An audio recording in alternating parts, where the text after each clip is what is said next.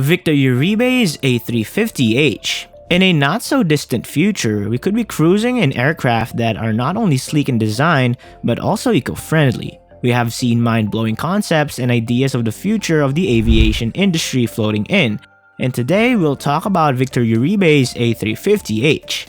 His creation will enable passenger planes to perform a vertical takeoff, and as if that is not enough, URIBE promises that his airliner will run on water. How is that even possible? Fasten your seatbelt, for this is nothing close to a normal takeoff.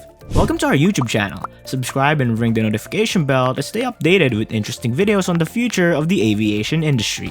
Airplanes and environmental friendliness do not normally go together. These flying machines are notorious for using massive amounts of fuel and polluting the atmosphere. However, this hasn't stopped designers from developing eco-friendly designs.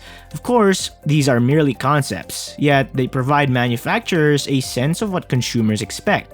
The future of the aviation business and transportation is taking a sustainable turn. Victor URIBE has attempted to rid VTOL aircraft of the reputation for being inefficient and heavy. He has crafted the A350H with higher payloads and lower fuel requirements.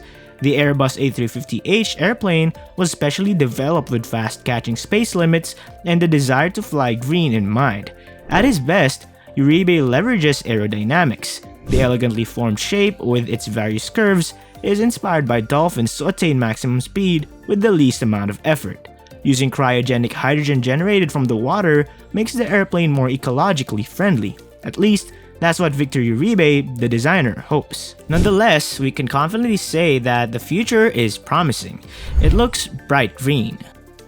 Several technical advancements emerging daily are sketched frequently. We may have just found a solution for aviation, and flying will also be more eco-friendly. Victor URIBE'S airplane will most likely ascend to the skies in the next 30 years. The airliner that will take off vertically from the ground. And what makes this incredible airplane so environmentally friendly is it's running on hydrogen.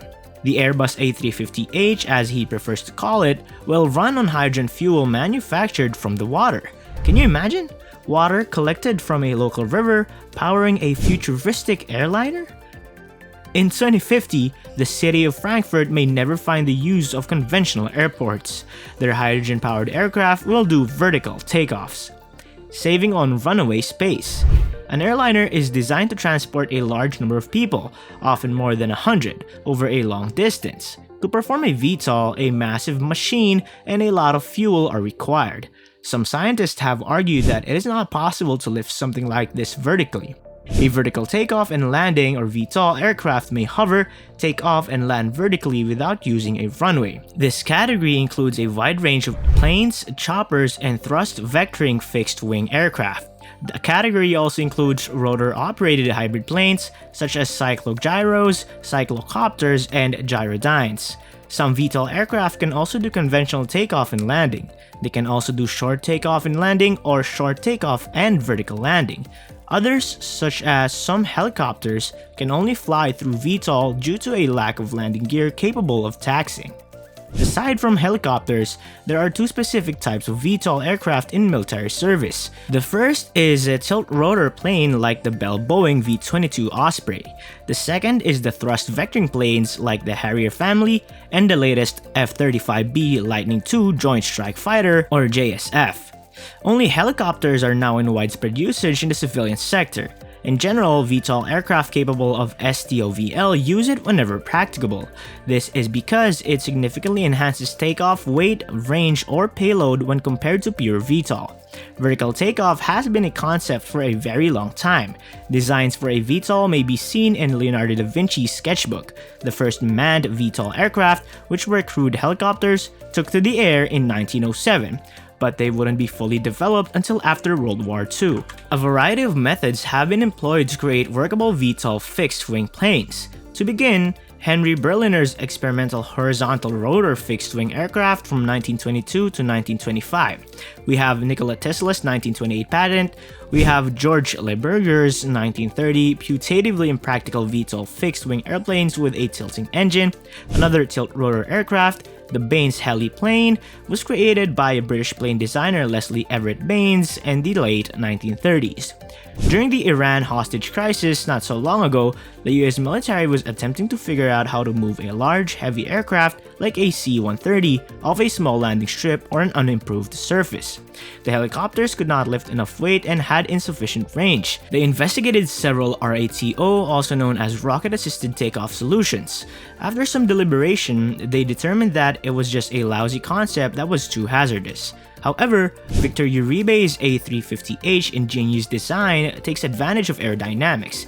It has a streamlined structure and a curved bottom. The airline's engines are located under the plane and face downwards during takeoff to give it a vertical thrust. Yes, this may need to require a colossal amount of energy to generate enough power to perform VTOL, but Victor had thought of that. The A350H airliner will be powered by cryogenic hydrogen contained in high-pressure tanks. So, how will this work? Powered by water. Victor's approach is to make use of hydrogen, a new fuel that doesn't emit any hazardous pollutants in airplanes. Hydrogen, long hailed as a sustainable fuel, is now seriously gaining ground as potential aviation fuel. Experiments are now in progress to demonstrate its efficacy. The hydrogen-powered plane experiments establish their potential to fly vast as a conventional plane. They can carry more than 100 people each in flight and cruise over thousands of kilometers while emitting just water. In recent studies on the prospects of hydrogen-powered aircraft, the market for such aircraft might open as early as 2040. To do this, there are still many difficult obstacles to overcome. However, if these obstacles can be removed, aviation's future might be greener than it is now. Even so, the underlying technology for hydrogen aircraft has advanced. The first hydrogen-powered aircraft, a single-seater that Boeing flew in 2008 from an airport close to Madrid, Spain. This successful attempt demonstrated the viability of the technology. Also, the first four-seater hydrogen aircraft started flying from Stuttgart Airport in 2016. It was developed in Germany by the German Aeronautical Research Agency, the University of Ulm, and a corporation named H2Fly. There are four main components of a hydrogen plane. The first is a storage system to securely store liquid hydrogen. Then fuel cells convert hydrogen to energy, a mechanism to manage the power of the cells, and lastly, a motor to drive a propeller. All four of these categories need to be adequately developed to produce fully commercial aircraft. Today, the majority of the hydrogen used in the world is created by reforming natural gas, a fossil fuel, into methane. This creates a lot of carbon dioxide. However, URIBE'S plan is to create green hydrogen by using an electric current. The current is generated from a renewable resource. It splits water into oxygen and hydrogen while lowering emissions from the process. If it is achievable, flying may turn out to be a really green mode of transportation since no emissions originate from the planes themselves. Photoelectrochemical water splitting is another method for generating hydrogen from water. Specialized semiconductors effectively split water molecules into hydrogen and oxygen using light energy. This is a long-term technological route with negligible or no greenhouse gas emission potential. The PEC water splitting process converts solar energy into chemical energy in the form of hydrogen. The semiconductors used in the PEC process are comparable to those used in photovoltaic solar energy production. However, in PEC applications, the semiconductor is submerged in a water-based electrolyte. Sunlight powers the water splitting process. Key takeaway: the future of aviation is promising as the airport transport sector continues to grow. Around 4.1 billion people traveled on aircraft globally in 2017.